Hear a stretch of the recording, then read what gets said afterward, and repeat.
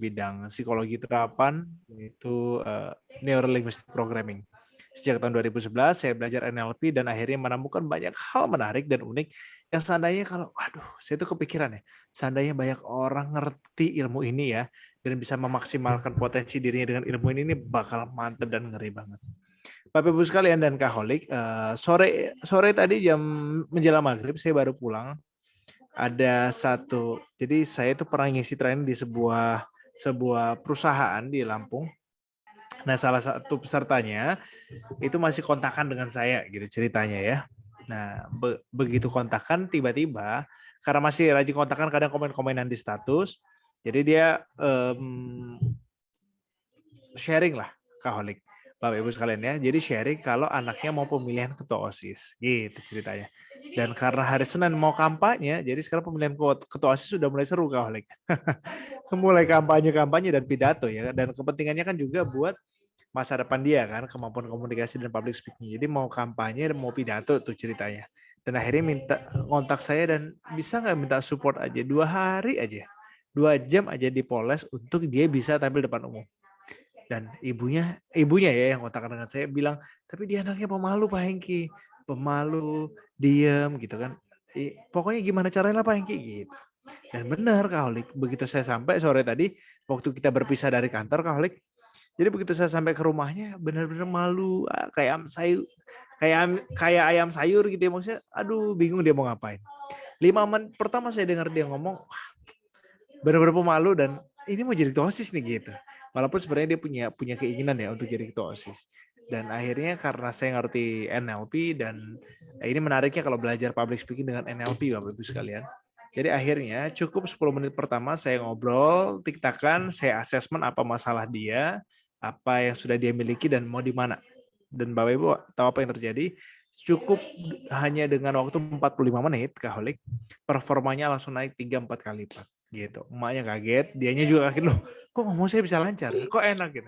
Tadi yang ngomongnya grogi, bahasa tubuhnya kaku.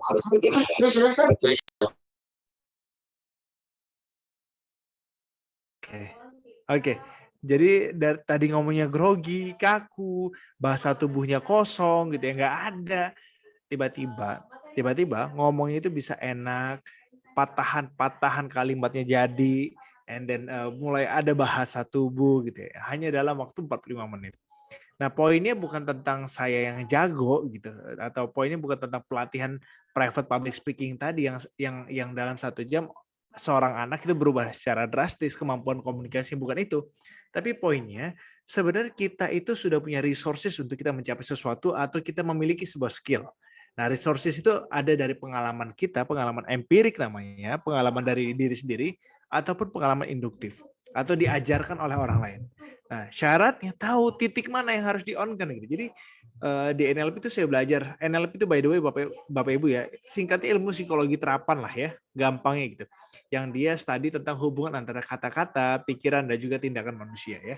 Jadi kajian tentang hubungan pikiran, kata-kata dan tindakan manusia. Nah, jadi ternyata di kepala kita tuh kayak ada saklarnya. Kalau saklarnya di-on-kan atau dipencet, wah itu performance-nya bisa naik secara drastis. Nggak disangka-sangka kan. Maksudnya ini anak, ya saya standar, karena saya kebetulan nggak pernah ngelatih public speaking yang anak SMA gitu, yang mahasiswa ke bawah, karena udah lama banget saya mainnya di kelas-kelas orang dewasa gitu. Dan calon gubernur, wali kota, itu yang anggota DPR, pimpinan perusahaan, itu yang private public speaking dengan saya biasanya. Nah, tapi karena ini kenal, saya cobain. Dan metodenya metode bahasa orang dewasa, pembelajarannya orang dewasa, dan ternyata tetap bisa masuk loh. Sekali lagi poinnya adalah poin untuk untuk memantik pikiran kita dan juga memencet tombol yang ada di pikiran kita untuk kita bisa perform secara maksimal. Nah, begitupun sharing malam hari ini nih. Jadi ceritanya malam ini bukan belajar Bapak Ibu, tapi sharing. Nanti kita lebih banyak tanya jawab.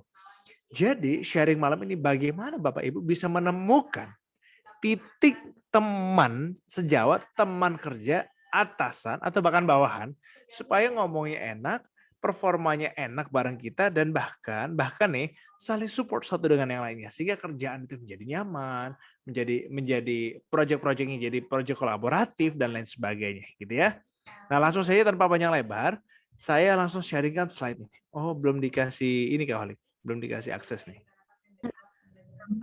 Yap, sudah Kak. Sudah ya? Bisa Kak sakit atau jatuh? Oke. Ini semangat-semangat ya malam hari ini. Nah, Bapak Ibu sekalian, ini kebetulan materi dari e-course yang saya punya. Saya mau bagikan ke Bapak Ibu. Materinya bukan hanya tentang bagaimana Bapak Ibu itu bisa berkomunikasi dengan atasan atau dekat dengan atasan, nggak hanya bisa mempengaruhi bawahan atau tim, tapi juga bisa dekat dengan orang yang lebih besar. Saya sudah pakai semenjak saya kenal NLP dan waktu saya di kampus sebagai mahasiswa. Nah, Bapak Ibu sekalian, ini adalah strategi atau cara dekat dengan tokoh, teman, apalagi atasan, gitu ya. Yang pertama adalah, ada dua hal yang harus diperhatikan. Kalau kita mau dekat dengan siapapun, dalam bentuknya personal communications ataupun public communication, kuncinya ada dua. Pertama adalah building a rapport, yang kedua adalah connect. Building a rapport, yang kedua adalah making connection, gitu ya. Nah, jadi building rapport itu goals-nya adalah building trust. At the end, building trust. Membangun kepercayaan. Dan membangun koneksi. Hubungan antara kita dengan orang lain. Jadi, kata kunci atau jembatan yang harus dibangun untuk melakukan pendekatan, akrab, dan juga bisa mudah sejalan dengan orang lain adalah building rapport. Rapport itu istilah yang sering digunakan di NLP atau di hipnoterapi, gitu ya. Yang artinya adalah keselarasan atau keakraban. Nah, kata kunci dalam membangun jembatan keakraban atau keselarasan itu cuma dua, connection and trust. Jadi connect and trust. Pelajaran ini saya ingat betul. Jadi tahun 2011 saya pernah berkesempatan main ke rumahnya Bosman Mardigu. Jadi saya belajar, ngobrol ada sekitar 2-3 jam lah di situ. Waktu itu saya kan instruktur hipnoterapi sejak tahun 2010 dan beliau kan seorang expert di hipnoterapi. Jadi saya sempat main ke rumahnya dan tanya-tanya. Belajar lah di situ ya. And then beliau nanya gini, tahu nggak kunci orang terhipnosis dan rapport building itu apa? Saya jelaskan panjang lebar. Iya betul, tapi dua hal saja, connect and trust. When people punya connection, punya hubungan dengan kita, nyambung gitu loh ngomongnya, terus dia trust dengan kita, boom, keajaiban komunikasi akan terjadi. Akan mudah saja kita mengalirkan, membawa sebuah proses komunikasi atau ide gagasan ke pikiran mereka. Gitu ya. Jadi gitu. Nah, saya jadi ingat lagi Bapak Ibu sekalian, sebelum jauh ke sana dalam proses komunikasi itu sendiri gitu ya, sebelum jauh pada teknisnya, tentu kita harus mulai start with why dulu. Mulai dari kenapa kita perlu membangun keakraban, membangun trust, membangun rapport dengan orang lain. Ya jelas karena kita mau membawa orang lain selaras dengan kita. Kita mau suasana kerjanya nyaman. Kita mau atasan itu trust-nya baik dengan kita dan at the end yang karirnya cepat naik atau yang bisnisnya lebih mudah dijalankan secara bersama-sama gitu ya. Nah, terus kenapa lagi kita perlu berkomunikasi secara apik gitu? Ya karena komunikasi itu mau nggak mau sebagai pintu masuk untuk kita melakukan banyak hal dengan orang lain. Terlalu banyak ide yang bagus, brilian, masukan yang apik, kebaikan yang indah, yang itu memang sangat baik, tapi miss di cara berkomunikasinya, the way we communicate-nya itu miss, akhirnya apa? Masukan yang baik, ide yang bagus, menjadi tidak bisa tereksekusi atau tidak bisa diterima oleh orang lain. Nah, itulah pentingnya komunikasi. Dulu saya ditanya sama profesor saya, waktu saya kuliah ya, komunikasi itu apa? Ditanya, wow kita jelasin banyak lebar, oke 2 kata. Oke, komunikasi apa? 1 kata gitu. Akhirnya apa yang saya dapatkan dari kalau diartikan komunikasi dalam 1 kata, artinya adalah pesan. So when we talk about communication, ketika kita ngomong tentang komunikasi, kita sebenarnya berbicara tentang 1 kata itu namanya message atau pesan. Jadi kalau namanya komunikasi selalu ada pesan yang di bawah. Oke, yang perlu diingat ya, saat kita berkomunikasi dengan orang lain, baik personal, one on one ataupun public yang nanti bentuknya public speaking, yang harus kita bawa atau yang memang kita bawa adalah pesan. Nah, pertanyaannya nyampe nggak pesan itu? Nah, ini berbicara tentang effective communication, tentang komunikasi efektif. Apa ukuran komunikasi efektif? Mencapai kesamaan makna. Jadi kalau ngomong komunikasi, maka kesamaan makna harus dicapai. Kalau di kepala kita gambarnya apel, di kepala audiens harus apel juga. Di kepala kita anggur, di kepala audiens harus anggur juga. Jangan kepala kita apel, kepala audiensnya anggur. Jadi nggak nyambung gitu ya. jadi nggak masuk. Nah, proses rapport building, membangun keakraban ini adalah cara memudahkan pesan apel kita sampai juga apel itu di kepala orang lain. Jadi jembatannya itu ada di rapport. Kalau dalam public speaking nanti salah satu cara rapport building-nya misalkan ice breaking, membangun keakraban. Atau misalkan dengan cara sebelum sebelum naik ke atas panggung kita dekat dulu dengan audiens. Ada banyak caranya gitu ya. Tapi satu goals-nya adalah akrab. Kenapa? Karena kalau sudah rapport terbangun berarti dua hal sudah tercapai, connect and trust. Nah, pertanyaan sekarang adalah bagaimana membangun keakraban supaya kita cepat connect dengan orang lain dan mendapatkan trust juga dari orang lain. Caranya begini. Saya ambil dari satu teori saja. Kita nggak kesempatannya pendek, jadi nggak sempat saya membawakan lebih dalam tentang NLP-nya. Bagaimana membangun connect and trust. Saya bawakan dari kesempatan ini dulu. Gini-gini. Jadi Bapak Ibu sekalian, kalau mau cepat dekat dengan tokoh, atasan, pokoknya orang yang lebih besar dari kita nih, ini saya dapat ilmu dari mentor-mentor saya, dari buku yang saya baca, dan saya praktekkan selama 10 tahun terakhir, ada 3 hal. Yang pertama jadilah high quality persons. Gimana high quality person itu, atau manusia yang berkualitas tinggi, manusia-manusia yang punya nilai tambah.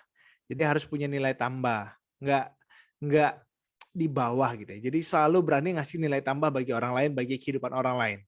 Dan juga manusia yang selalu problem solving, menyelesaikan masalah orang. Bukannya nambah masalah, tapi menyelesaikan. Orang punya masalah itu kalau ketemu kita itu jadi selesai lah masalah dia. Atau minimal dia dapat insight mau ngapain. Yang kedua adalah bersikap biasa aja, jangan agresif. Kalau ketemu orang gede, kalau ketemu bos bukan berarti nggak hormat ya. Tetap respect, tapi biasa aja, jangan jadi manusia inferior. Paham ya maksudnya? Misalkan kita ketemu tokoh nih, atau ketemu pejabat, tiba-tiba kita inferior, iya Pak, udah nggak akan mudah deket itu. Guru saya ngajarin gitu dan saya praktekin jadi gitu. Saya ketemu teorinya di buku, nanti saya sampaikan. Nah jadi kalau ketemu orang yang lebih tinggi, jangan inferior. Ketemu orang yang misalkan di bawah, jangan terlalu superior. Nggak boleh superior. Berwibawa oke, tapi jangan superior. Oh, gua atasannya, nggak bisa begitu juga. Orang nggak mudah cepat akrab. Agak kesulitan kita melakukan persuasi atau mempengaruhi orang lain ya. The science of persuasion itu ada tuh. Jadi ilmu tentang mempersuasi orang, jangan terlalu superior ya. Yang ketiga adalah ketahui profil yang bersangkutan. Jadi kalau kita mau ketemu orang lain, mau ketemu tokoh atau atasan kita, tahu betul hobinya, sukanya apa. Interestnya itu di mana. Sehingga gampang kita ngobrol dengan dia. Connect tadi loh. Jadi yang nomor 2, nomor 3 itu mengejar connect. Nomor 1 mengejar trust. Ya, bisa difahami ya. Connect and trust. Membangun ikatan itu, satu adalah membangun trust, yang kedua, yang ketiga membangun connect. Nah, ini saya ambil dari sebuah buku judulnya The Magic bukan The Magic lagi. How to Make People Like You Less Than 90 Seconds. Jadi bagaimana membuat orang suka dengan Anda kurang dari 90 detik. Nah, kata Nicholas Botman di buku Bagaimana Membuat Orang Suka dengan Anda Kurang dari 90 Detik adalah gini, untuk sukses Anda butuh connection, Anda butuh hubungan. Kalau enggak, you're gonna be fail gitu. Anda bisa jatuh, bisa gagal, kata dia ya. Jadi caranya gimana? Surround yourself with people you admire. Jadi kumpulkan diri kita pada orang-orang yang kita kagumi. Nah syaratnya tadi, yang nomor 2 ini. Biasa aja, nggak usah lebay gitu lah intinya ya. Jangan agresif, jangan lebay. Biasa aja. Itu cara membuat kita menjadi pribadi yang besar. Nah pertanyaannya adalah bagaimana membuat kita dekat dengan orang besar. Atasan kita, teman kita, atau temannya teman kita gitu ya. Caranya 3 hal ini nih. Trust. Orang kudu percaya, yakin betul dengan kita. Yang kedua adalah likability. Jadilah manusia yang mudah disukai oleh orang lain. Makanya jangan terlalu hindari kita ngomongin orang, terus ngerespon yang apa namanya? Ngerespon yang tidak menyenangkan, terus berkata-kata, ngumpat gitu. Itu tuh mengurangi likability kita. Mengurangi potensi orang suka dengan kita. Terus penampilan dong yang menarik ya. Bukan berpenampilan mahal, tapi menarik dan bersih. Itu membuat orang jadi punya likability yang tinggi gitu ya. Dalam proses komunikasinya, ya kita menjadi pendengar yang baik. Itu salah satu cara membuat kita mudah disukai oleh orang lain atau tingkat ketersukaan kita tuh tinggi buat orang lain. Terus ramah, senyum. Bahkan si Nicholas Butman ini bilang 30 detik pertama Anda ketemu orang, saya lupa 10 atau 30 detik Anda ketemu orang, itu menentukan kemenangan Anda dalam berkomunikasi dengan orang. Jadi caranya gimana? Anda harus negor duluan. Kalau dulu zaman sebelum PPKM, Anda sodorin tangan duluan untuk salaman. Jangan lihat lirik, buang mata, baru negor. Wah itu sinis banget jadinya kan. Jadi ketemu orang tegur duluan, sapa duluan, berani nyapa duluan. Oke? Itu salah satu cara membuat kita memenangkan likability-nya. Jadi kalau gagal di 90 detik pertama, bisa dipastikan pertemuan itu akan menjadi gagal. Komunikasi kita akan menjadi gagal. Yang ketiga adalah bonding. Bonding itu hubungan emosional. Jadi Anda harus bangun hubungan emosional kepada orang lain atau lawan bicara kita supaya kita bisa memenangkan hati orang lain. Jadi Bapak Ibu sekalian, apa yang perlu mulai dibangun nih? Yang pertama adalah kongruensi. Kongruensi itu keselarasan ya antara apa yang dipikirkan, diucapkan dan dilakukan, gitu ya. Terus tunjukkan autentiknya diri kita. Jadi kita itu menjadi manusia yang nggak dibuat-buat, ya inilah saya gitu. Contoh gini, saya diajarkan guru saya dan akhirnya menjadi identitas diri saya. Jadi autentik itu maksudnya identitas diri. Saya bisa pastikan Anda tidak akan pernah ketemu saya dalam kondisi yang lemas, dalam kondisi yang murung gitu, dalam kondisi yang ya loyo gitu, enggak. Saya bisa pastikan itu. Karena kalau kondisi lemas loyo saya nggak akan ketemu orang. Kenapa? Autentiknya saya adalah orang yang powerful, antusias, berenergi. Jadi kalau orang udah ketemu Hengki menjadi personal brand dong. Orang kalau ketemu Hengki itu guru saya ajarkan dan saya praktekkan terus. Orang ketemu Hengki itu dia harus dapat energi, dapat something, dan moto hidup saya kan datang dengan semangat dan pergi meninggalkan manfaat. Pantang dalam kehidupan saya dan saya akan merasa gagal dalam sebuah sesi pertemuan dengan orang lain kalau orang nggak dapat apa-apa, nggak dapat kebahagiaan, nggak dapat energi positif, nggak dapat insight dari pertemuan dengan saya gitu. Nah itu autentiknya saya gitu. Ya kalau ada nggak masa-masa lemas ya banyak juga gitu, masa lemas, masa nggak mood, masa kurang bergairah, ya alhamdulillahnya nggak lama-lama. Tapi kalau masa itu ada, saya nggak akan ketemu orang. Karena saya mau ketemu orang dalam kondisi yaitu jati diri sebenarnya saya gitu. Jati diri sebenarnya saya yang terbaik gitu. Itu autentik saya. Dan juga menjadi orang yang mudah dipercaya, diyakini. Dengan cara apa? Salah satunya kan integrity kan. Kalau saya sering ngomong, ayo semangat gitu, ayo antusias, saya nggak antusias, nggak mudah dipercaya, integritasnya jadi hilang. Jadi apa yang diucapkan, dipikirkan, dilakukan harus jadi satu. Itu memudahkan kita dipercaya oleh orang lain. Nah, Bapak Ibu sekalian, lalu aktivitasnya apa saat kita ketemu orang? Ini aktivitasnya. Yang pertama menjadi pribadi atau bahasa temennya itu open up. Jadi terbuka, jangan tertutup. Ketemu orang tuh ya terbuka, welcome dengan siapa aja. Yang kedua jaga kontak matanya. Jadi mata kudu ketemu mata, idealnya ngobrol itu.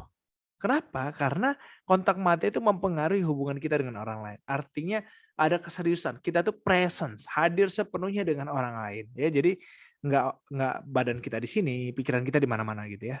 Yang ketiga adalah smile. Rajinlah tersenyum dan berikan senyum pada orang lain. Jadi murah senyum gitu ya. Supaya apa? Mudah akrab. Orang tuh kalau mau cepat akrab, ketawa bareng aja itu cepat akrab.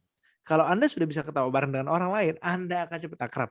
Itu ilmunya ilmu bercandaan, tapi itu beneran. Jadi kata kunci Anda, baik di panggung ataupun di bawah panggung, kalau mau cepat akrab adalah sering-seringlah ketawa bareng orang gitu ya. Kira-kira gitu ya Bapak Ibu sekalian. Dan terakhir, dari semua proses ini adalah Anda harus segera mampu menemukan common ground dengan orang lain. Common ground itu tadi rapuh kalau bahasa kita ya. Jadi kira-kira apa yang ada di pikiran dia dan kita nyambung. Apa yang menjadi maksud tujuan hidupnya kita nyambung. Dia suka topik apa kita nyambung. Itu menemukan common ground. Jadi satu tujuan, satu lantai dansa gitu. Satu pondasi. Kalau sudah sama-sama ketemu pondasi yang sama atau titik temunya, common ground gampangnya cari titik temu lah gitu sama dia. Kalau misalkan saya nih baru pulang dari Papua misalkan. Kalau Anda ada yang baru pulang dari Papua, wah saya langsung cepat berbagi atau saya kejar pengalaman di Papuanya gitu. Kalau Anda hobi olahraga, saya cari kejar olahraga apa yang bisa saya buat common ground-nya, kesamaannya. Kalau Anda hobinya apa, misalkan science, apa hobi sains yang membuat saya sama dengan Anda gitu. Jadi apapun yang Anda miliki, saya harus segera menyamakannya. Itu namanya common ground. Nah, kira-kira gitu Pak Bu.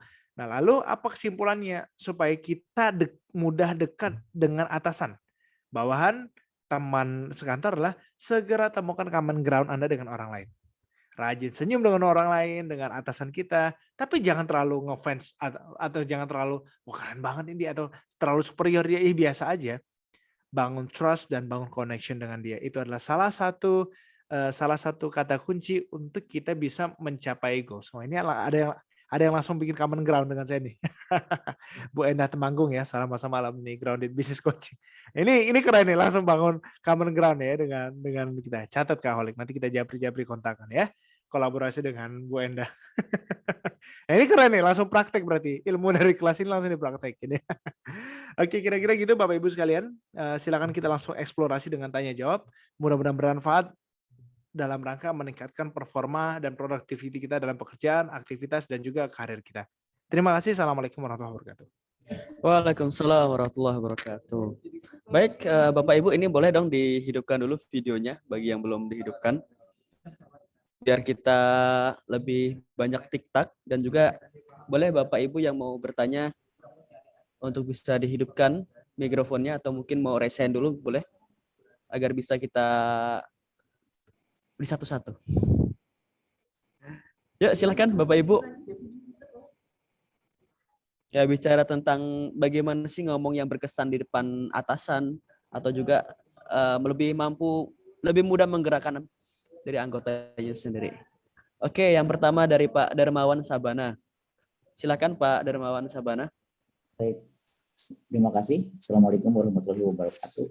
Waalaikumsalam warahmatullahi wabarakatuh. Kalau saya Pak, sebetulnya saya jadi instruktur ya di sebuah lembaga institusi kepemerintahan.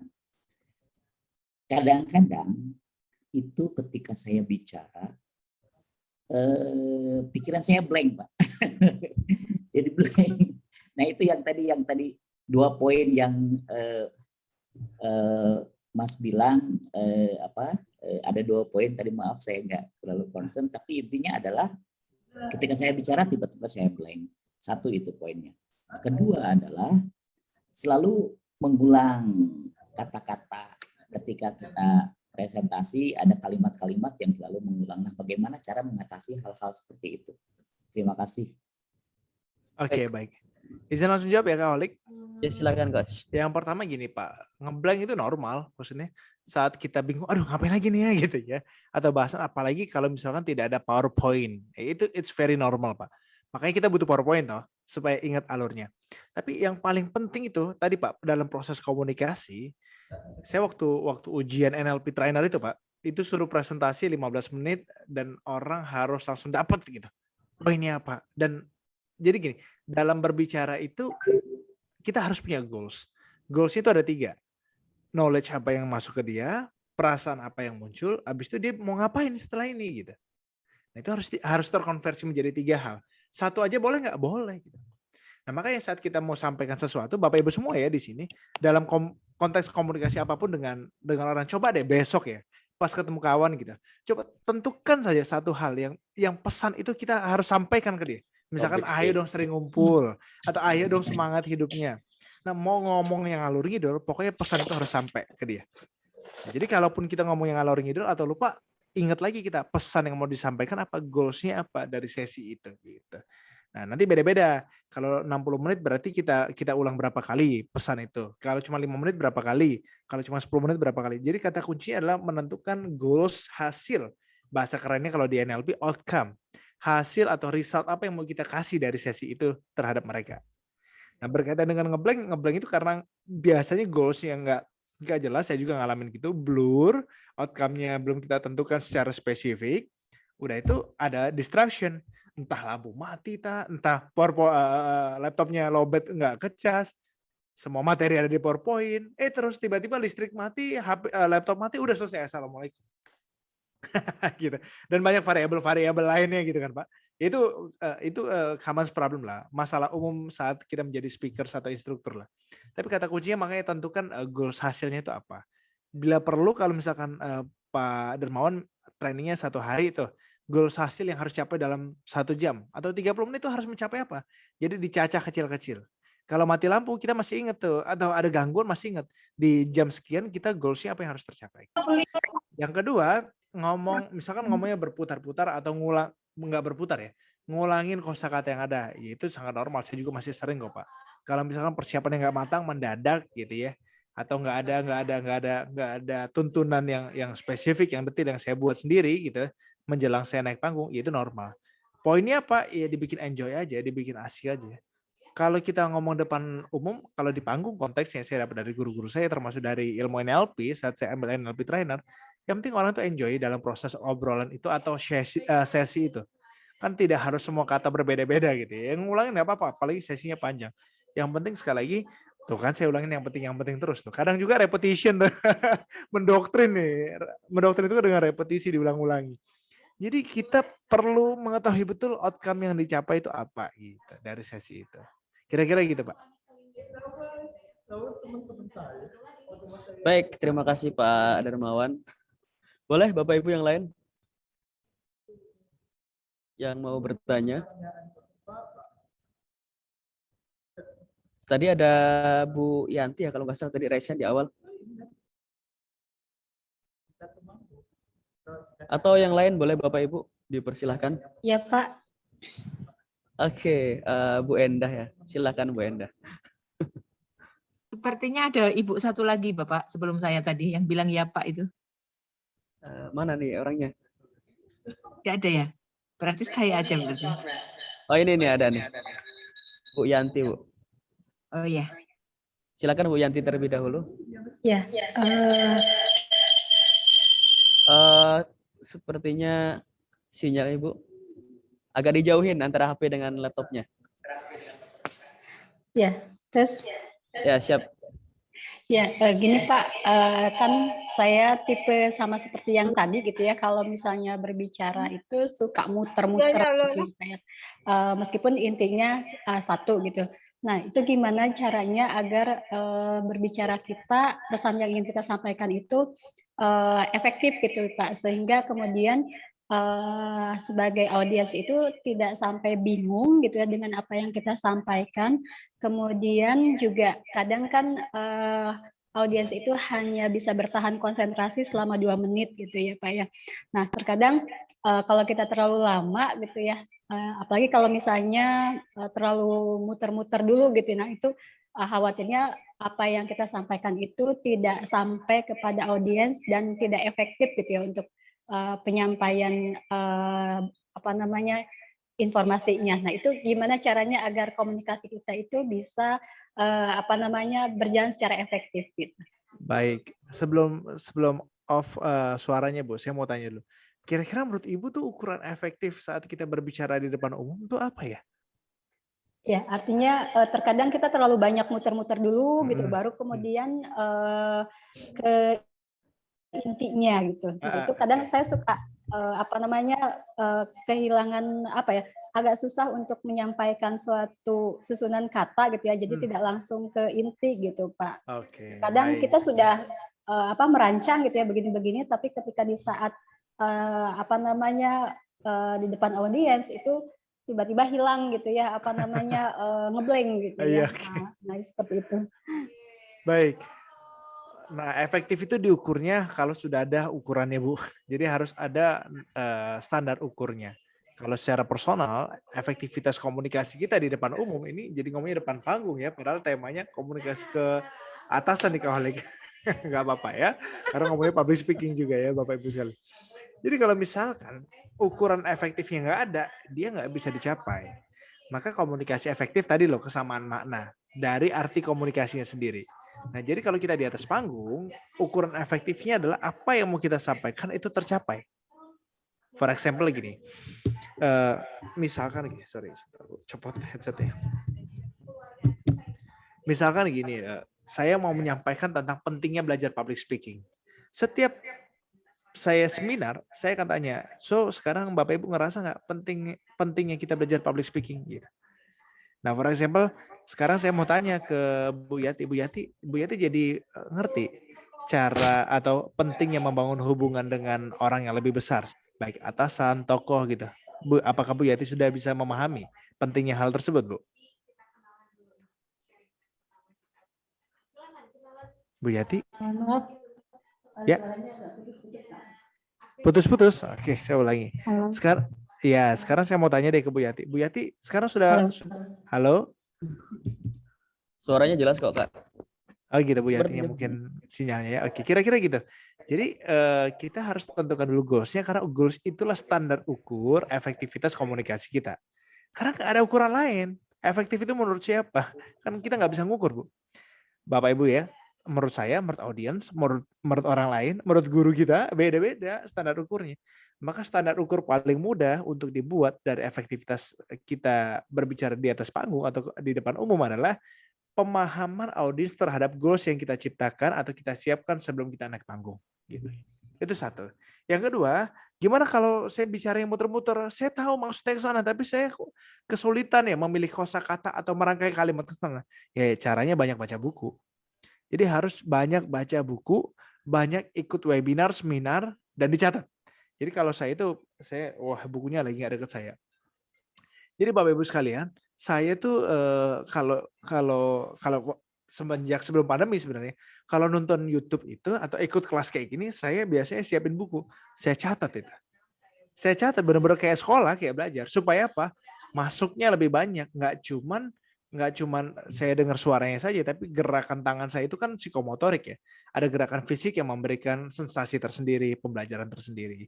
Ada lagi saya akhirnya nonton dengan fokus atau melihat dengan fokus laptop itu jadi belajar juga gitu. Dan menariknya saat saya baca ulang, saya dapat kosakata baru biasanya di situ. Atau diksi bahasa baru. Atau pilihan kalimat untuk menjelaskan hal yang sama yang saya maksud dengan cara yang berbeda gitu. Banyak sekali caranya dari baca buku ataupun belajar sambil mencatat. Kira-kira gitu.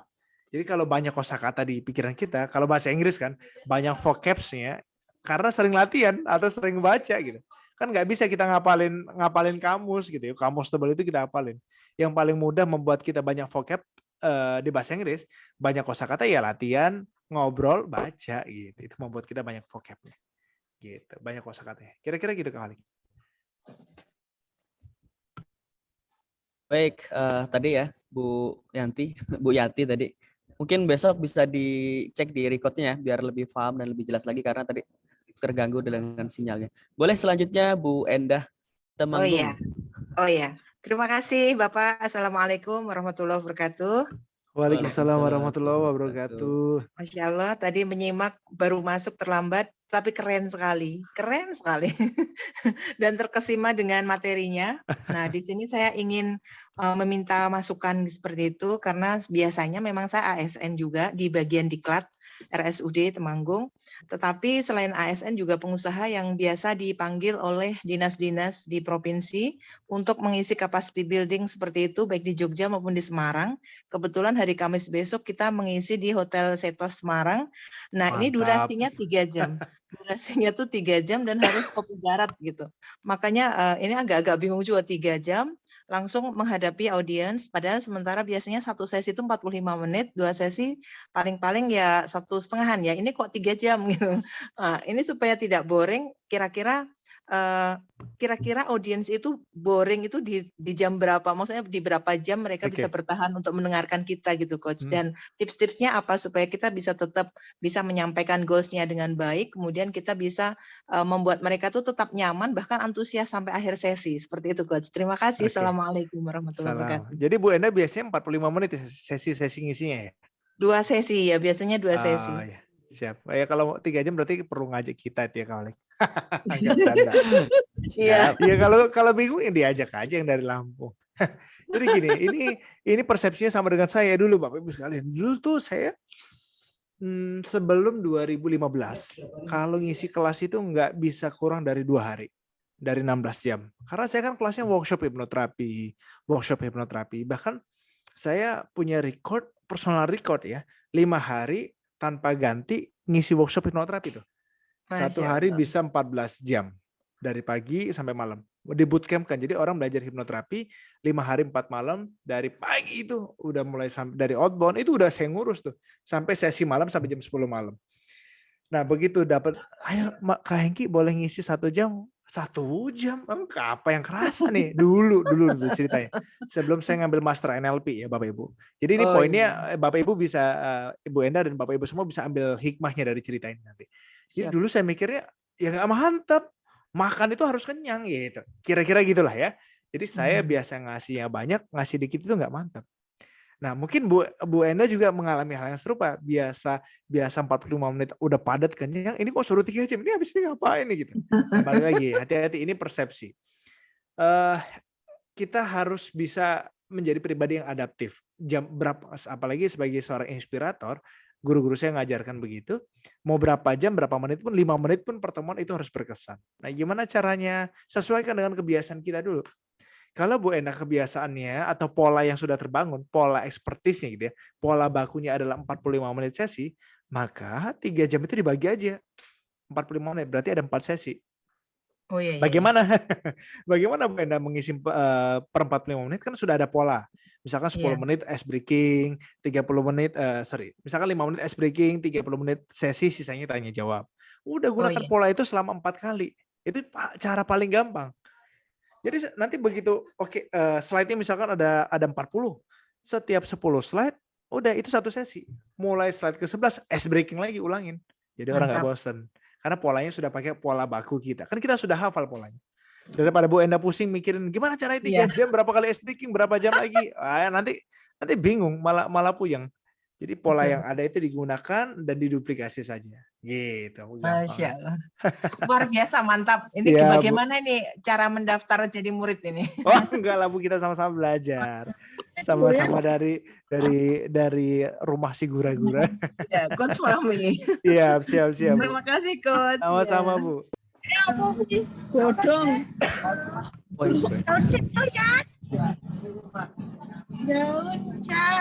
Jujur Bapak Ibu sekalian, ini adalah kelas paling rame ya kali, paling seru ini. Ini sambil dengan berbagai aktivitas itu tetap bisa mau ikut itu tuh sangat saya appreciate loh. Bukannya marah ya, saya appreciate, lucu aja. Ada bocor suara anak gitu ya kan, artinya sambil ngurus anak sambil mau belajar itu kan seru sekali ya. Silakan Kalik. Baik, iya Pak Kasri, mohon izin saya mute ya. Tadi ada suara-suaranya karena lagi di perjalanan. Fi amanillah, semoga selamat sampai tujuan. Baik, Bapak Ibu, boleh di ini ya, yang mau bertanya di di unmute saja terlebih dahulu. Untuk yang di chat nanti akan kita sambung di sesi terakhir insya Allah. Ada yang mau bertanya? Bu Siti Nurubai. Siapa dulu nih? Bu Siti dulu ya, Pak Ono ya. Nanti setelah itu Pak Ono. Kayaknya Pak Ono ini udah sering nih. Iya, baik, terima kasih. Dari awal sampai saat ini alhamdulillah senang sekali. Makanya ini gabung dulu ya. Ini siswa yang dari kemarin-kemarin selalu ada gitu, salah satunya. Karena keren sekali ya kalau sudah coach dari Akira ini tampil di depan layar.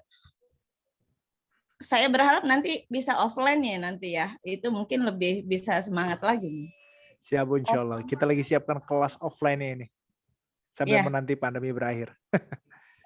Tadi kan ada tentang bagaimana ketemu orang itu, yang harus dijaga adalah open up ya. Gimana kalau kitanya orang yang introvert seperti itu, agak sulit nih kita terbuka ke orang, apalagi sok dekat, sok kenal kayak gitu kan, mau tanya-tanya juga malu kayak gitu. Nah apalagi harus senyum-senyum gitu, kemudian kontak mata bisa-bisa nanti salah diartikan seperti itu kan. Ini biar orang juga nggak salah arti gitu, kita juga bisa nyaman dengan kontak dengan mereka dengan kita juga. Seperti itu Kak. Makasih. Sebentar Bu, Bu Siti, terima kasih atas keantusiasannya nih. Bolak-balik ikut kelas ya, sangat semangat, luar biasa. Saya juga begitu tipenya Bu, sering ikut-ikut kelas. Nah pertanyaan saya tuh satu dulu Bu, apa namanya tadi ya? Sebelum tentang kontak mata ya. Apa pertanyaan itu? Saya lupa tadi. Pertanyaan Bu Siti yang pertama tadi. Oh, introvert. Ukuran introvert ekstrovert itu Bu Siti sudah pernah tes bakat atau sudah pernah tes tertentu? Kok Bu Siti tahu introvert? Belum sih, cuma kira-kira lah ya. kayaknya saya introvert gitu ya. Gitu Jadi ya. kalau dekat biasanya nggak mau tuh terbuka sama Ya. orang kan gitu ya. Oke, baik. Berarti belum ada asesmen tertentu kan yang memutuskan ibu introvert ekstrovert kan? Ya, Belum kan? Saya sudah 3 kali asesmen. Menurut ibu saya orangnya introvert apa ekstrovert? tergantung tergantung tergantung. apa gitu ya. Jadi Menurut mungkin ibu saya orangnya introvert apa ekstrovert? Ekstro. Ekstro. ada siapa? Ada Kak Dona. Coba aja. Jadi banyak orang mengira saya ekstrovert, tapi 3 kali tes saya dari pendekatan model yang berbeda saya itu introvert. Nah harusnya kan saya cenderung lebih menahan diri, santai gitu ya. Tapi karena saya kenal NLP nih Bu, jadi nggak salah ya kalau kita pakai kiblatnya introvert extrovert, nggak salah sekali lagi. Tapi kalau NLP kiblatnya itu adalah efektivitas. Jadi kita itu sebenarnya bisa memilih tombol di kepala kita kalau sudah belajar NLP.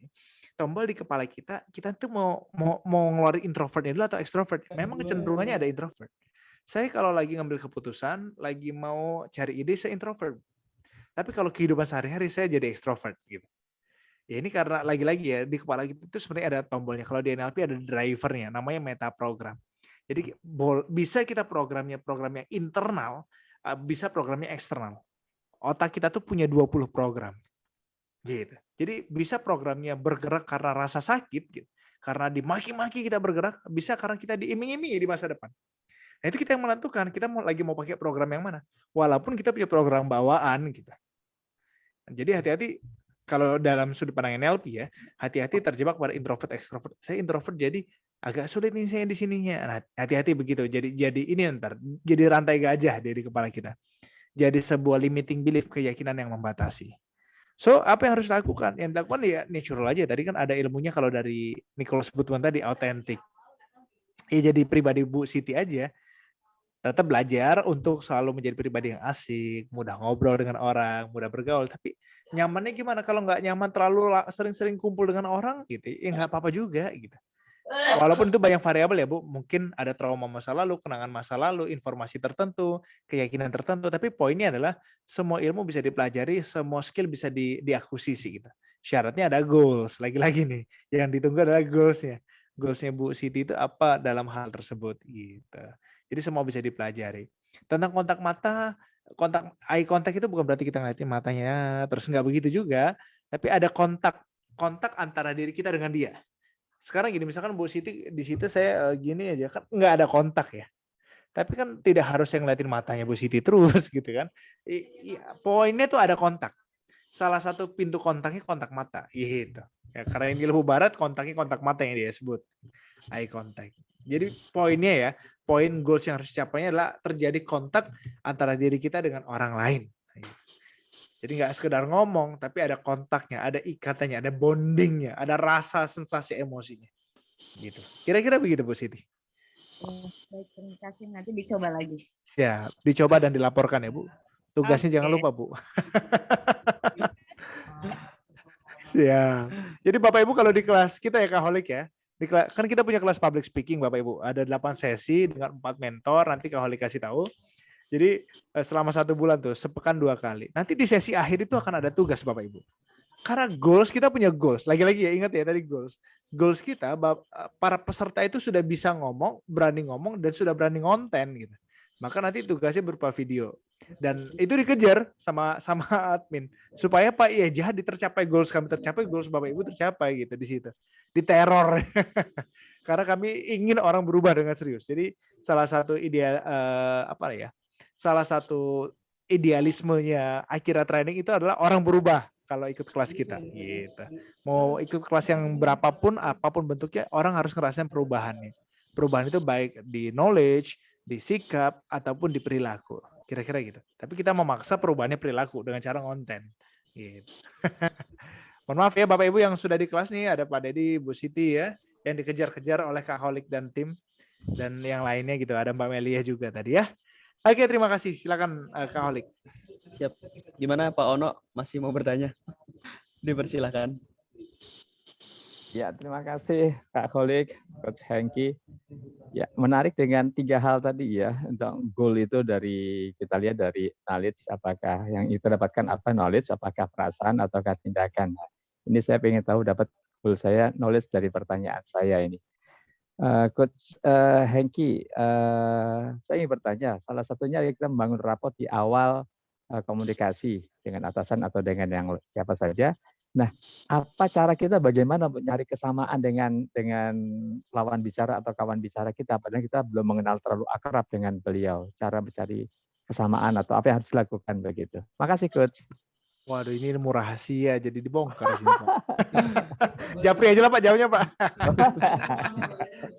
Enggak, gini. Silakan, makasih. Apa yang saya lakukan? Yang saya dapatkan ilmunya dari tokoh-tokoh, dari guru-guru, mentor-mentor, dan buku-buku gitu ya. Yang pertama adalah harus jadi intelijen, Pak. Pak, saya mau ketemu Pak Dedi. Saya bisa pastikan H-1 kali 24 jam saya punya 50% data Pak Dedi. Pak Dedi hobinya apa, sekolahnya di mana, anaknya berapa, terus suka gaulnya kemana, ngobrolnya apa, buku favoritnya apa gitu. Itu saya pastikan, saya tahu itu. Makanya, nah kalau di publik gimana? Kalau di publik cari tahu, makanya saya tuh punya standar SOP gitu ya.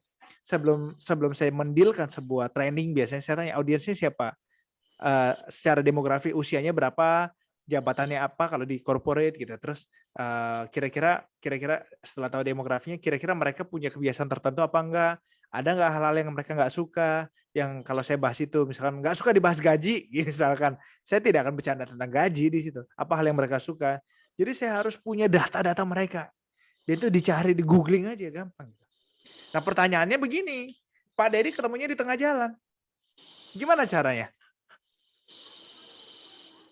Ini ketemu kenalan nggak sengaja di tengah jalan, tuh kok rupanya gitu ya. Terus mau gimana ngobrolnya? Nah ini yang menarik. Kalau cuma deketin atas mana gampang Pak. Tinggal cari tahu kesukaan dia kan. Apalagi kita sudah lama kenal kan, profilnya gampang dicari tahu. Yang jadi tantangan itu adalah kalau ketemu di tengah jalan. Caranya gimana ya? Caranya Pak Dedi belajar NLP nanti ketemu. Nggak, caranya gini. Caranya jangan jadi orang pintar. Tapi jadilah orang yang ingin tahu gitu. Tapi nggak boleh terlalu kepo. Begitu kita ketemu orang, kenalan aja dan tunjukkan antusiasme kita, tunjukkan keingintahuan kita terhadap pengalaman dia, ilmu dari dia. Karena setiap orang tuh punya ilmu Pak, punya pengalaman kan. Nah, carilah ilmu. Saya itu pencari insight, pencari inspirasi, pencari ilmu dari orang lain. Jadi saya ketemu siapapun, biasanya saya tanya apa hal menarik dalam hidupnya, dari pekerjaannya. Contoh, misalkan gini, orang kemarin waktu ke Papua, saya cerita juga ya kepada Dedi kalau nggak salah kemarin. Salah satu orang yang duduk di sebelah saya rupanya seorang pimpinan di Pelindo gitu kan. Saya nggak tahu kan, tapi rambutnya cepak, saya kira anggota gitu. Rupanya dia pimpinan di Pelindo. Ngobrol-ngobrol, dari mana saya akrabnya? Rupanya dia punya pengalaman. Tinggal 14 tahun di Papua. Dan saya tanya, Pak, ini Papua ini ngeri nggak sih Pak? Ini KKB-nya? Oh nggak, itu daerah sana. Oh, terus Papua itu malaria Pak. Perlu nggak kita minum obat? Itu kan hal menarik Pak.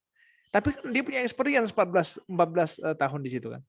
Dan abis itu dia bilang apa? Oh, udah Mas Hengki, gampang. Makan aja yang banyak. Nggak usah dipantang-pantangin makan. Nanti olahraga lagi kalau kegemukan. Gitu kata dia kan. Saya ikutin. Tapi berawal dari situ obrolannya banyak. Dan apa yang terjadi Pak? Nah gitu ya. Karena saya pernah di dunia sales marketing ya. 7 tahun dan belajar. Saya pernah workshop 4 hari 3 malam tuh Pak. Tentang hypnotic persuasion. Bagaimana berbicara, ketemu orang, itu yang persuasif dan hipnotik. Nah, salah satunya kayak gitu, antusias aja, ikutin obrolan orang. Tahu apa yang terjadi, Pak? 1 minggu pulang dari PON selesai, 1 minggu kemudian, dia order kaos cukup banyak. Ini baru saya kirim malam ini ke daerahnya, di Nusa Tenggara. Kebayang, Nusa Tenggara ngapa nggak cari ke Jawa, nyarinya ke Lampung gitu. Karena ada nama yang dia ingat waktu itu. Dan saya baru bisnis kaos olahraga itu, ya semenjadi Papua, itu aja. Tapi kan jadi punya sales dari daerah itu. Berawal dari mana? Berawal dari duduk di kursi bersama dan antusias ngobrol dengan dia. Gitu. Dan saya langsung kepoin siapa dia, saya tanya-tanya gitu, Pak. Atau minimal tanya tentang daerahnya dan pekerjaan dia. Kira-kira gitu Pak Dedi dan Kak Holik. Oke, terima kasih Coach. Baik, terima kasih Pak Dedi Suhartono. Izin menjawab yang di room chat ya Coach Hengki. Ini ada dari Kak Hilda, bagaimana cara mengatasi sikap minder atau tidak percaya diri ketika sedang bicara di depan banyak orang. Nah, ini kayaknya perlu lihat di siaran YouTube ya, karena ini sudah kita bahas di 3 hari kemarin bersama dengan Coach Hengki juga. Atau mau dijawab Coach Hengki, gimana? Siap, setelah ini saya jawab sekalian. Kalau ada yang mau Oke. tanya di kolom chat. Ada banyak soalnya ini jawab. Oh, siap. Nggak ada 2 yang kedua. doang. Oh, Oh, ada banyak ada Coach. 1. Oh iya. Oke. Kak Holik boleh kenalin program dulu dong. Silakan. Oke, siap. Baik, Bapak Ibu, saya mohon izin share screen terlebih dahulu. Ya, tadi ya sudah disampaikan oleh Coach Hengki, dan juga ini ada Pak Dedi Hartono, tadi juga ada Bu Siti Nurubai. Beliau salah satu peserta kelas juara Public Speaking School di batch pertama. Jadi mohon izin di kelas ini Bapak Ibu semua. Jadi bukan hanya sekedar kelas-kelas biasa, tapi di sini adalah kelas bagaimana ketika selesai di kelas itu memang menghasilkan sesuatu gitu. Tidak hanya seperti webinar-webinar seperti ini, tapi memang akan diberi tugas dan setiap hari bisa jadi ya setiap hari akan kami bukan diteror bahasanya. Kami ingatkan untuk menyelesaikan tugas-tugasnya karena tidak hanya di public speaking, kita juga ada kelas personal transformation. Wah itu juga lebih apa ya? Lebih kalau bahasa Coach Hengki ojo kesuwen kalau membuat tugas itu sendiri. Jadi outcome dari program ini Bapak Ibu semua, yang pertama adalah bagi yang ini ya, bagi yang masih belajar atau memulai, kita itu bisa speak up gitu. Memiliki rasa percaya diri yang tinggi untuk bisa speak up. Jadi tidak hanya talk only gitu, cuman ngomong aja mulutnya dibuka, tapi bicaranya itu mengubah, bicaranya itu menggairahkan, bicaranya itu menggerakkan. Yang kedua, bagaimana berbicara lancar di depan kamera atau juga di depan khalayak. Nah, tadi mungkin kakak-kakak tadi ya yang bertanya di chat, ini juga bisa diikuti di kelas ini karena ya setiap skill berbicara di depan umum itu harus kita latih ya, nggak otodidak, itu bisa kita dapatkan. Yang ketiga, enak ngomong ya, yaitu pede, bergestur dan berintonasi. Nah ini kemarin juga sempat kita bahas dengan Kak Satria di sesi kemarin hari Senin ya, hari Senin, saya lupa 2 hari yang lalu lah.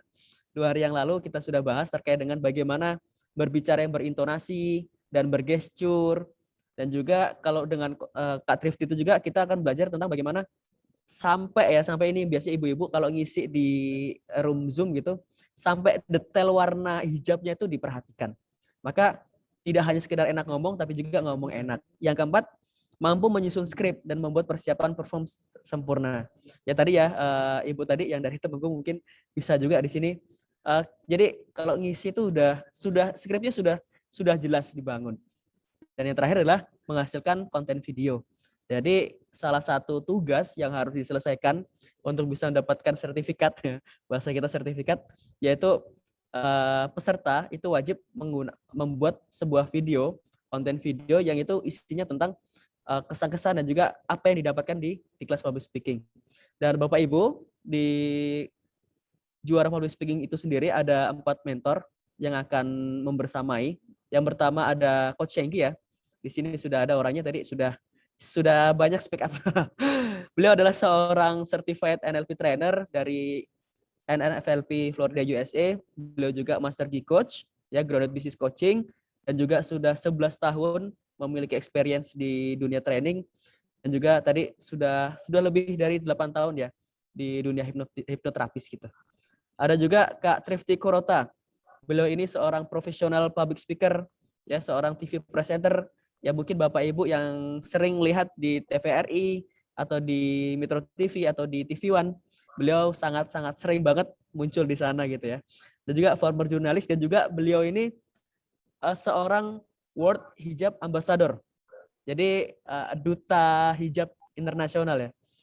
Dan juga beliau sebagai salah satu dosen public speaking di Universitas Pakuan Bogor.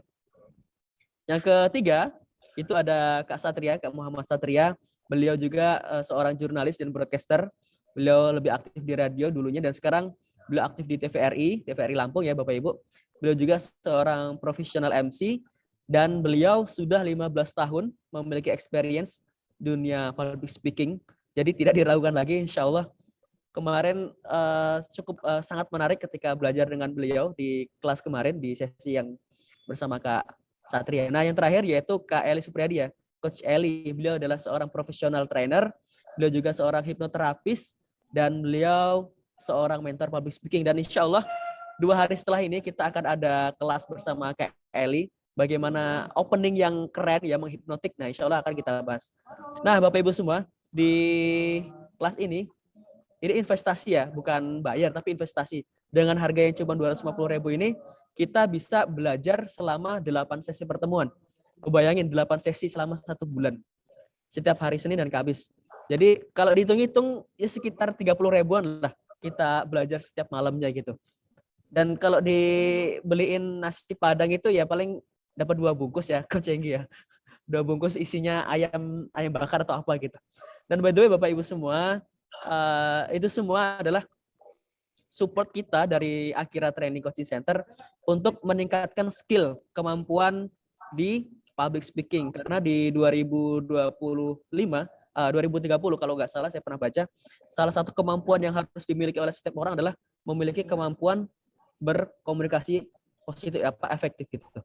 Yaitu salah satunya baik person ataupun person, atau juga berbicara di depan umum atau depan panggung. Mungkin itu Bapak Ibu semua informasi ya. Tadi yang mau bertanya terkait dengan kontaknya Coach Hengki, nanti silahkan diklik di sini juga bisa, di admin.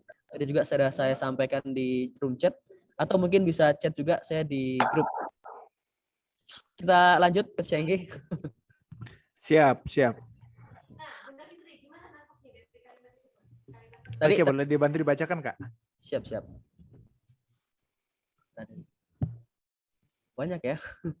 Dari Bu Sri, tadi dari Kak Hilda ya, Kak Hilda Haryati Arce, bagaimana cara mengatasi sikap minder atau tidak percaya diri ketika sedang bicara di depan banyak orang. Yang kedua, dari Bu Sri Adelia Sari, kita kadang merasa sudah oke banget memberikan suatu informasi atau instruksi. Tetapi mengapa ya kadang kita merasa orang lain tidak merespon dengan baik, dengan dalih tidak paham dan tidak mengerti. Itu salah satu, itu salahnya di mana? Jadi alibi ya bahasa kita ya. Merasa tidak paham dari pekerjaan, tidak merespon. Yang ketiga, satu dulu, dua dulu. Oh, yaudah, dua dulu. Siap, yang pertama, Coach. mengatasi gugup gampang itu ya. Gugup itu kendalanya 2. Yang pertama adalah fisiologis, yang kedua adalah kendalanya ada di mindset ya, atau psikologis. Nah, kalau psikologis, masalah umumnya dari gugup, kalau di kelas nanti Bapak Ibu kalau berkesempatan ya, di sesi pertama nanti saya akan bahas itu di sesi public speaking. Jadi state of mind-nya itu harus pas. State of mind itu kondisi mentalnya itu harus pas. Nah, banyak orang menjadi blank, menjadi gugup di luar sana, menjadi seperti kehilangan masa-masa latihan. Udah latihan lama, tapi kok di atas panggung jadi hilang ya? Karena satu hal, salah menempatkan goals atau salah menempatkan paradigma saat di atas panggung. Kebanyakan orang di luar sana, yang gugup-gugup tadi, yang blank tadi, paradigmanya adalah ingin dinilai orang atau akan dinilai orang. Maka berubah tuh rasanya. Anda bayangkan aja Bapak Ibu sekalian, kakak-kakak sekalian, kalau kita ngelihat ada 1.000 mata tuh, saya udah pernah berbicara tuh depan 10.000 orang, rasanya ya mirip-mirip juga dengan cuma 5 orang. Makanya tergantung state-nya. Apalagi kalau cuma 20 orang, kita lihat semua mukanya itu. Kebayang matanya menyoroti kita, dan kalau kita bayangkan 20 orang itu mau ngasih nilai ke kita, kayak gimana kita perform, wah itu capek. Lah kalau 1.000, wah lebih capek lagi nanti itu. Maka dari itu, kalau di atas panggung state-nya itu atau kondisi mentalnya, mental modelnya bukan untuk dinilai orang, tapi menyampaikan kebaikan atau menyampaikan sebuah pesan tertentu, visi misi tertentu supaya orang sama-sama dapat kebaikan gitu. Itu cara paling gampang untuk menghilangkan grogi. Secara fisik ya, secara fisiologis ya harus panas badannya gitu. Jangan dingin. Biasanya cuaca AC yang terlalu dingin membuat kita jadi agak deg-degan juga. Tangannya dingin. Makanya suite-nya atau outfit-nya, pakaiannya itu harus pas dengan panggung yang mau dipakai gitu ya. Jadi kalau terlalu dingin ruangan juga bisa membuat kita membantu menstimulasi untuk grogi gitu. Kalau saya hangatkan badan. Jadi harus hangatnya pas, terus detak jantungnya pas gitu. Ada konsumsi tertentu nggak? Ada, minum kopi kalau saya, tapi nggak bisa di dekat-dekat waktu mau naik panggung. 1 jam sebelum naik panggung itu pas minum kopi. Kalau pas mau naik panggung 10-15 menit aja minum kopi, waduh bisa grogi naik panggungnya karena detak jantungnya terlalu cepat iramanya. nafasnya agak tersengal-sengal nanti. Nah itu secara fisiologi. Jadi ada tinjauan fisik, ada tinjauan psikis, gitu ya. Jadi dikelola aja psikisnya yang paling gampang ya, dan hangatkan badannya. Yang kedua tadi tentang apa ya, Kolik? Sama ya, sudah persiapan itu tadi ya.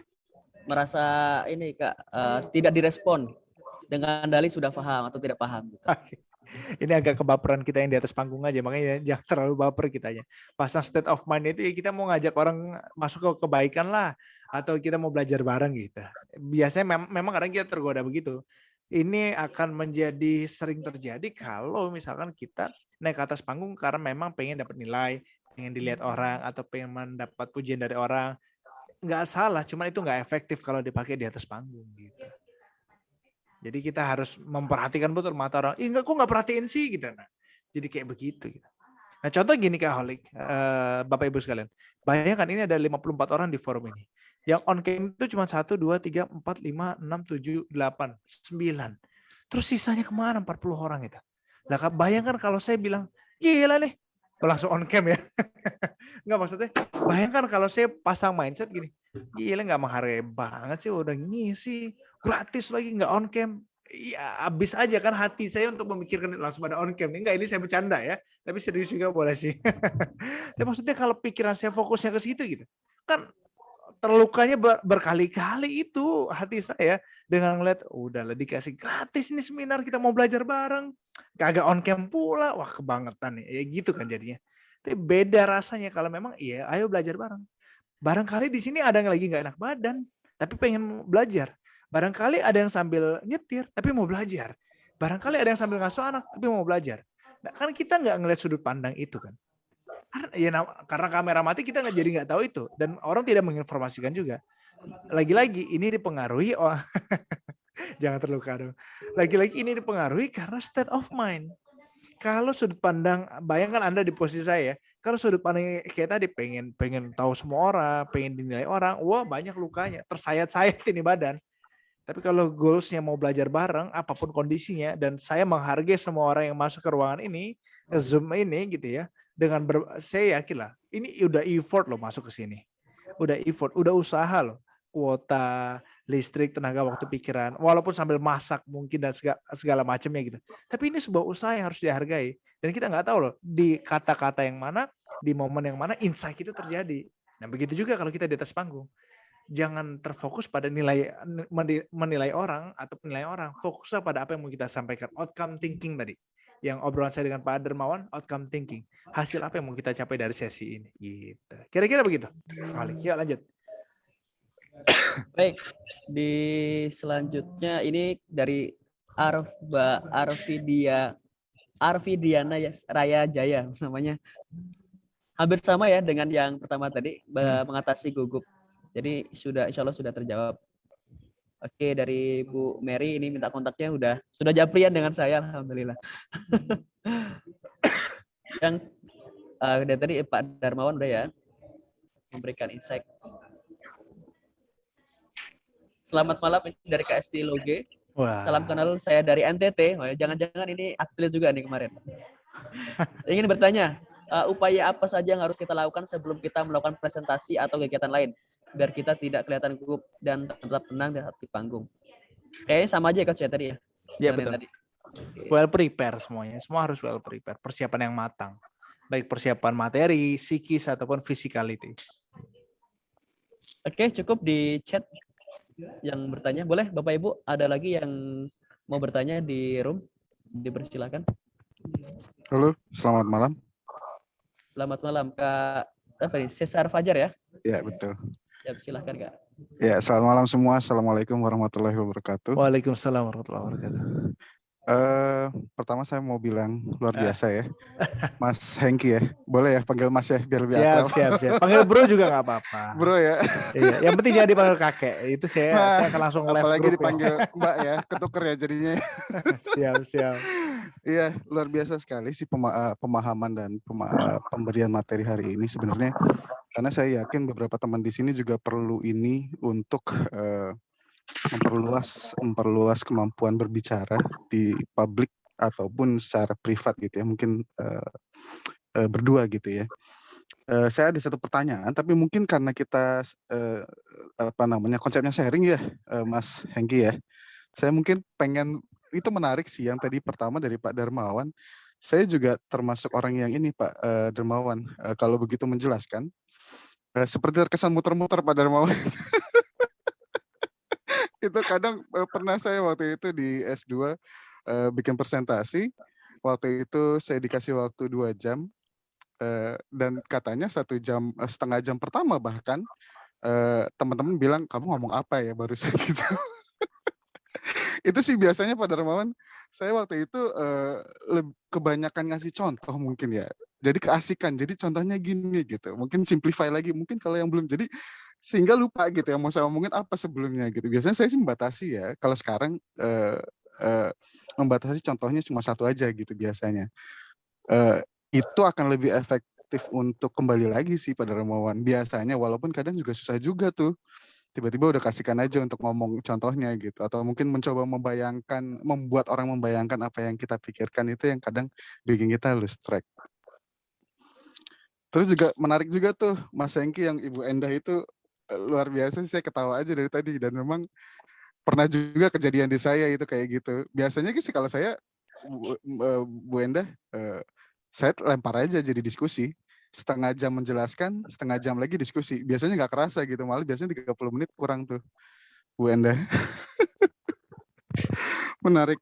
Tapi pertanyaan saya mungkin balik lagi nih, karena memang topik malam ini, Siap. gimana Bu Endah, kita harusnya tos nih. Pernah ngalamin Tos. juga soalnya. Pernah, biasanya 1 jam tiba-tiba 2 jam, wah mau ngomongin apa gitu ya, paniknya minta ampun biasanya. Gini Mas Hengki, kalau balik topik malam ini kan kita bicara komunikasi dengan atasan ya. Yang saya mau tanyakan itu, gimana ya caranya, mungkin pendapat dari Mas Hengki ketika kita ada di satu forum atau diskusi dengan atasan kita, yang kebetulan adalah, tidak 1 orang pertama, terus 1 di antaranya itu adalah orang luar gitu misalkan. Dengan cultural yang mungkin, culture-nya yang mungkin, kita belum terlalu paham betul, terus karakternya juga kita belum bisa betul-betul paham karena mungkin jarang ketemu gitu. Tapi di forum itu atau di diskusi itu kita membicarakan satu yang penting dan kita, cenderung lebih kepada pihak yang ditanyain gimana pendapatnya. Gimana caranya ya untuk memulai satu percakapan yang baik, tanpa harus, seperti yang tadi Mas Hengki bilang, tidak terlihat, show off mungkin gitu ya, kesannya show off atau juga tidak terlihat seperti cuma dengerin doang gitu, nggak punya prinsip atau nggak punya ilmunya gitu. Itu aja sih pertanyaan saya Mas Hengki. Oke, siap. Thank you, Bang Cesar. Jadi kalau misalkan forumnya ada forum pimpinan, apa yang mereka kejar? Mereka suka dimenangkan. Namanya manusia, apalagi dia di atas kita, dia suka dimenangkan. Apa yang dimenangkan? Pendapatnya. Jangan pernah langsung berseberangan. Oh, nggak begitu, Pak. Gitu. Wah, habis kita. Iya, Oh iya, saya sepakat Pak, tapi kira-kira tambahan dari saya, ini kan hanya pemilihan diksi bahasa saja. Iya, Jembatan diksi kita ya. masuknya. Betul, gitu, betul, betul. Yang kedua, saya pernah punya pengalaman, saya discuss sama orang Jepang. Ya. Bahasa Inggrisnya. Itu saya mau ngomong Jepang juga kayaknya. They have another culture sendiri gitu. Yeah, dia punya budaya sendiri. Tapi apa yang saya lakukan? Iya, saya harus persiapan di bawah panggungnya dulu, Bang. Jadi gini, suatu hari kita punya seminar, saya itu bahasa Inggrisnya biasa aja lah, pokoknya pas-pasan banget lah. Ada seorang translator yang keren, jauh lebih keren gitu kan. Nah, suatu hari dia datang ke provinsi saya dan saya tahu bukan saya translatornya dan saya cuma namanya saya jemput, tapi ternyata menjemputnya itulah yang membuat dia ngeklik. Oke. Jadi jemputnya. Jadi apa yang dilakukan di belakang panggung itu the most important things dibandingkan apa yang dilakukan di atas panggung.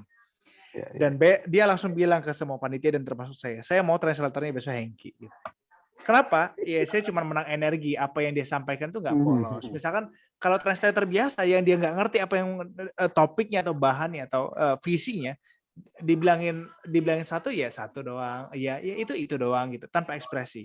karena saya ngerti apa yang mau dia bilangin, ya saya berekspresi seperti yang dia ekspresikan, lebih ekspresif bahkan. Kadang agak ditambah-tambah, dilebay-lebay, dibercandain.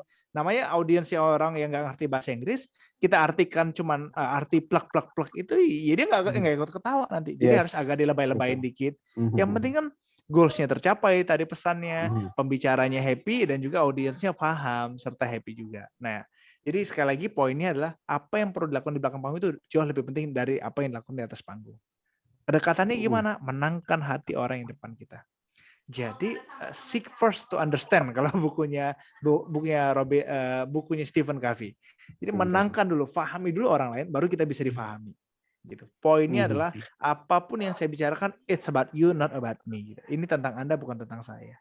Gitu sih, Bang. So practically jika dibayangkan di ruangan tersebut, ya memang proses komunikasinya saya nggak bisa menjadi orang yang selalu menang ya. Artinya ketika mereka punya opini, kita benarkan dulu gitu ya. Kita ambil side yang benarnya gitu. Betul. Lalu baru kita masukkan pemikiran kita gitu ya. Di buku John C. Maxwell, saya lihat bukunya. Ini di buku. Nah, ini bukunya pas samping saya. Abang coba baca buku John C. Maxwell, salah satu referensi buku kepemimpinan. Ada teori kebijaksanaan namanya, 8228. Kalau kita ketemu orang yang 8, artinya pimpinan, orang yang lebih pintar dari kita, jangan mau jadi 8 juga, angkanya jadi 6, 8 tambah 8. Maksimal angka kepemimpinan itu 10, teorinya dia ya. Jadi kita harus mencapai kesempurnaan 10 baru ngeklik, baru connect. Kalau dia orangnya pintar, kita jadi 2. Tapi kalau orang yang kita ajarin dia bawahan kita atau orang nggak ngerti, kita harus jadi 8. Mendrive dia supaya nilainya sempurna 10. I get it. Jadi 8228 gitu. Jadi ya ada masanya kita rendah hati, ada masanya kita ngajarin orang gitu. Tergantung posisinya. Sangat-sangat goalnya tadi ya, poinnya adalah 10 itu. Betul. Ketika kita bisa mengira-ngira bahwa mungkin dia nilainya adalah 8, 7 atau 9, berarti kita jadi satunya dong. Betul. Lengkapnya ya gitu ya. Betul. Begitu seterusnya ya. Betul. Dan tambahan buat Bapak Ibu sekalian, ini karena saya hobi bela diri ya, jadi saya pakai ilustrasinya bela diri gitu ya. Gini, Kepon kemarin juga bela diri. Jadi jadi biar makin connect. Jadi Bapak Ibu gini, kalau kita komunikasi dengan atasan gitu ya, atau dengan orang yang lebih besar daripada kita lah ya, utamanya. Ini udah saya pakai berkali-kali begitu saya tahu teori ini 8 tahun yang lalu. Jadi yang menang di atas panggung, kalau diingat pertandingan UFC atau tinju lah gitu ya. Pertanyaan yang dihitung menang adalah orang yang paling banyak mukul apa orang yang berdiri terakhir di atas ring itu. Yang berdiri terakhir toh. Betul. Misalkan saya fight dengan orang, saya bonyok, tapi saya kena 100 pukulan. Bonyok ya itu ya, maksudnya berdarah-darah atau misalkan lebam gitu. Tapi saya 1 kali pukulan dia pingsan. Yang menang siapa? Yang bertahan kan tetap saya kan yang bertahan. Betul. Last man standing gitu, orang terakhir yang berdiri. Sama. Dari proses komunikasi apalagi ketemu orang besar, bukan tentang banyaknya kosakata, pilihan kata atau ucapan kalimat yang kita sampaikan, tapi seberapa berdampak, berimpact dan menggerakkan kalimat yang kita keluarkan gitu. Jadi bukan tentang banyak-banyakan, tapi mana yang paling menang? Visinya tercapai, goalsnya tercapai apa enggak gitu. Kadang orang punya embel-embel jabatan, embel-embel gelar, itu tuh membuat ego dia tinggi, Bang. Oh, kalau saya mainkan, ya udah nggak apa-apa ego tinggi, tapi yang menang kan tetap gua gitu. Nggak apa-apa. Jadi saya sering itu Bapak Ibu, ini jadi sharing forum nih ya, karena saya kebetulan saja sudah belajar NLP duluan lah. Gitu Bang. Jadi ada satu forum berkali-kali, ada 1 jam forum, Bang. Jadi waktu discuss dengan tokoh-tokoh itu ya ada di Lampung rektor gitu. Saya ngobrol itu 50 menit cuma ngomongin tentang kehidupan pribadi dia dan dia ketawa. Oke, saya lagi prospecting bisnis nih ceritanya, produk yang mau dipasang di kampusnya dia ya. 50 menit dia ketawa-ketawa. Oh, dia cerita. Wah, saya pancing terus naik. Begitu pelurunya udah habis di 10 menit terakhir. Jadi gimana, Heng? Ya udah, dia sudah nyaman, sudah connect dan trust tadi. Ya gue tembak. Jadi gini Bang, produknya gini Bang, gini. Ya udah besok pasang di sini. Udah nggak penting. Saya mau ngomong banyak atau dikit lah. Yang penting kan tercapai goal saya perjualan produk itu gitu. Iya benar. Deal project itu gitu. Dan lain sebagainya. Itu udah saya pakai berkali-kali. Jadi bukan tentang banyaknya kita durasi ngomong, tapi seberapa menembak durasi itu. Gitu. Siap. Terima kasih Mas Hengki. Sama-sama. Udah habis waktunya kali. Oke Bapak Ibu, sebelum Kahlik masuk lagi nih, saya cuma mau titip pesan kepada Bapak Ibu sekalian.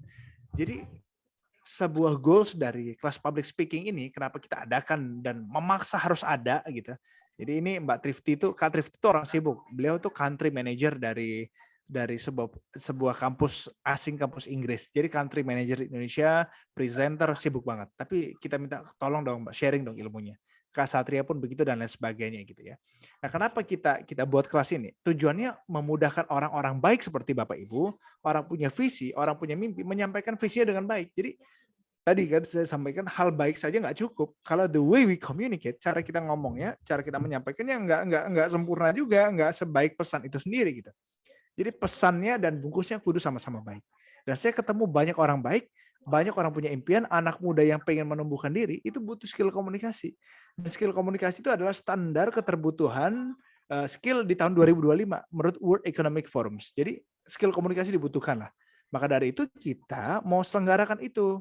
Kita mau buat itu supaya orang banyak terbantu. Ya makanya sangat fit budget. Saya tuh punya kelas sebelum-sebelumnya Bapak Ibu.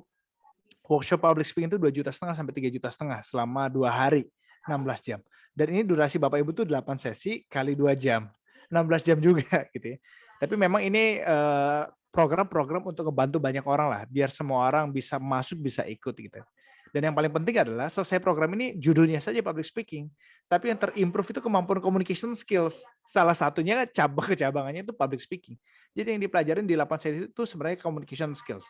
Dari mulai mindset, mengelola mental, mengelola grogi, sampai bikin skrip pun kita ajarin. Diajarin bikin skrip supaya tertata rapi.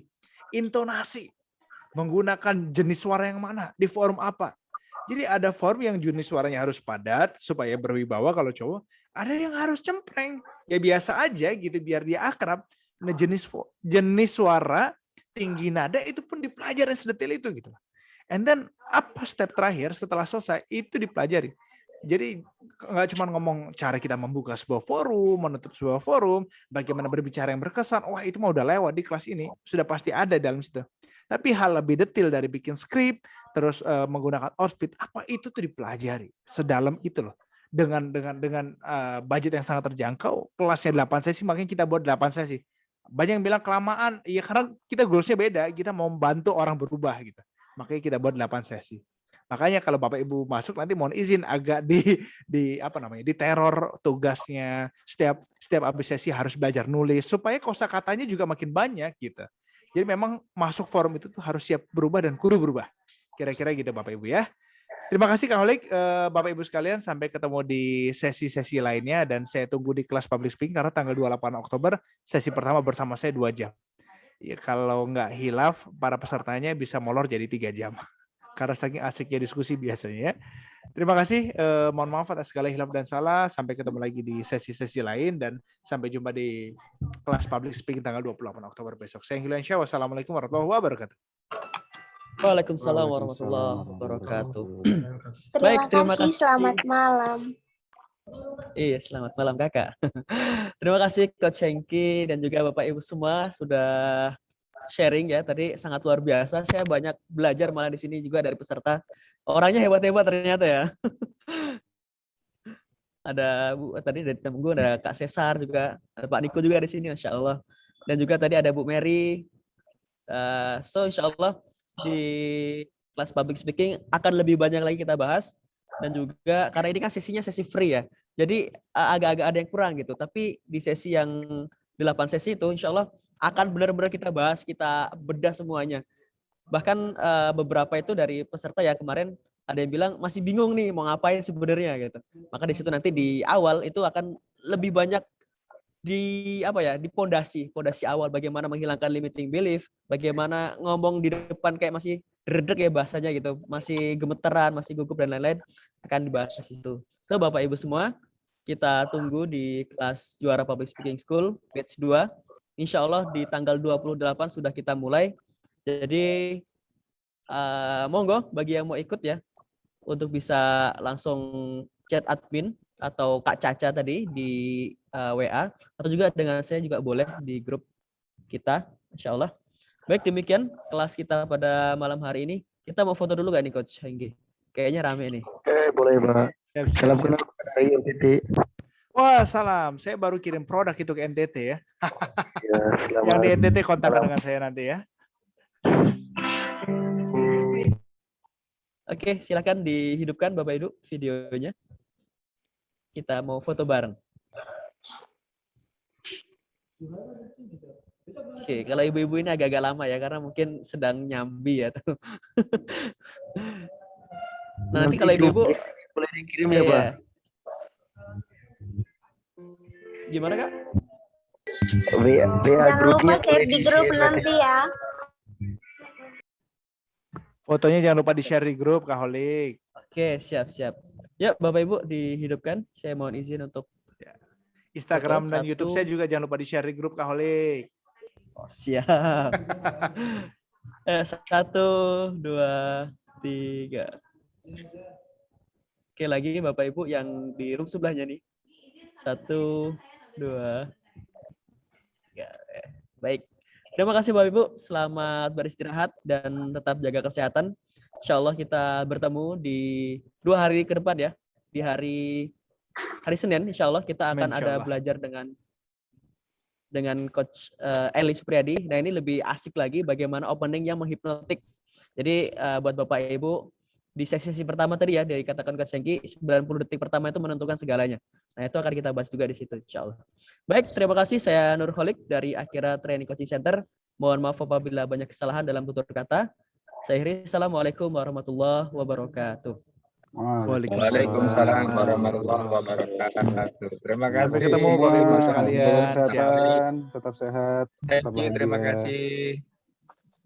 Terima kasih. Ketemu offline ya.